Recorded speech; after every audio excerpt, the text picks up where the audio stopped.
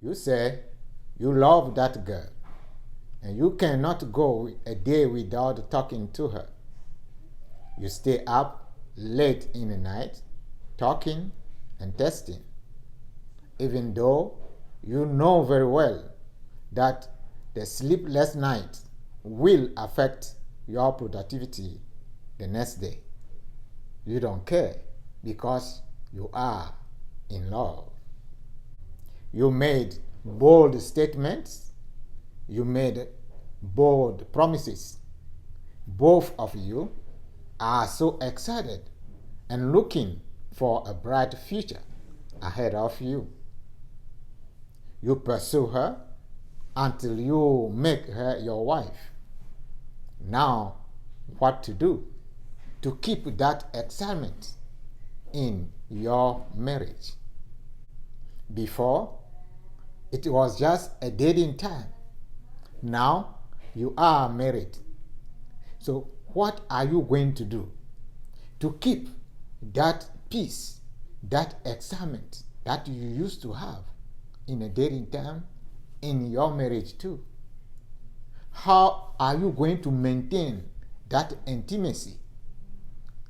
I say again, the intimacy that I am talking about here is not about sex. It's emotional intimacy. What are you going to do to keep that intimacy, emotional intimacy in your marriage? Let me give you again a couple of suggestions. You must apply the rule of the 5 C's. Do you know the 5 C's? Communication, comprehension, consideration, collaboration, and closeness. If you have not watched my series on the 5 C's of marriage, please, I want to encourage you to go to my channel, The Mall of Life, to watch all those 4 videos. Yes, I know you say that you love your wife, but where is it? Where is that love that you say you have for your wife? She wants to see it. She must see it. You must demonstrate to her. You must show it, your love to her. You must show that love to her. You cannot just keep it in your heart or in your head. No, no, no, no, no. Please make love a verb, not just a noun. Another thing that you can do to keep that emotional intimacy in your marriage is to be appreciative. If your wife, for example, does something for you, you must say thank you. If she cooks for you and you are eating, how can you say thank you? If you can say thank you, if you can say that food is good, don't even say anything when something wrong with that food. For example, if you are watching the football game and your wife took the kid to their extra curriculum activities, their music class or their dance classes, you must. It is good and appropriate to say, oh baby, I appreciate it. I appreciate that you took the kid to their program while I was watching the football game. I know how much you knew that I love a football game. She could have been doing something else and you have to go and miss your game. But she put on herself to take the kid out to their programs. So you must say, baby, I appreciate it. You were not at home. You knew that she was very busy. But above that, she took time to cook before she left for her activities. You come home and you enjoy that food. It's good to just test her, baby, I appreciate that Even though you were busy, you cook for me. This food is so delicious. I can't wait until you come home before I acknowledge it for you. This food is so good, so delicious. You made me feel so special.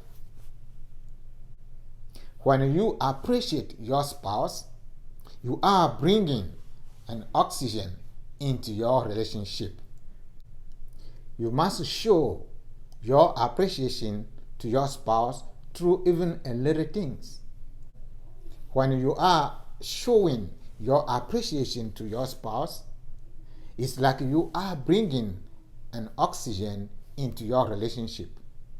Another thing that I want to bring out today that will help you to maintain that emotional intimacy in your marriage is that you must be willing to have conversation on the fly. What do I mean by the conversation on the fly? A conversation that you have not scheduled, that you will not say, let's sit down and talk. It just happened without invitation. Let's say you are just walking by and your wife was watching some kind of a show that you don't even care about. Then she stopped you and want to talk to you about that show. I know you don't care about that show, but for the purpose of maintaining the emotional intimacy in your marriage, you must listen. You must pay attention. You must pay attention so that you can be able to give comments or ask questions for clarification, for explanations, and she will be so glad to explain everything to you. While you are doing that, you are helping her to enjoy the show. And you know, when she's happy, you are happy. Maybe you are a wife and you don't understand anything about football, but you know that your spouse's favorite sport is football. You may, time to time, hear him jump, touchdown, or yell, say, that is a false start. You can just say, honey, what is touchdown anyway? He would be so happy to explain it to you. You can maybe just go and sit on his side just for a couple minutes to watch the game. That's the way you can maintain emotional connection, intimacy in the marriage. You see, you don't know anything about the game, but because he knew that you don't ignore him when he brings something about football. You may be driving on the road and he would say, baby, do you know that Green Bay Packer is trading Devontae Adams?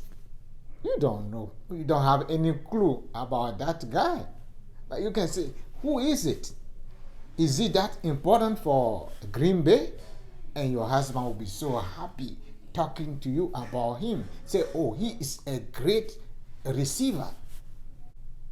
When both of you are interested in giving just a little bit room into each other's hobbies, you will be surprised how much intimacy that will bring into your relationship.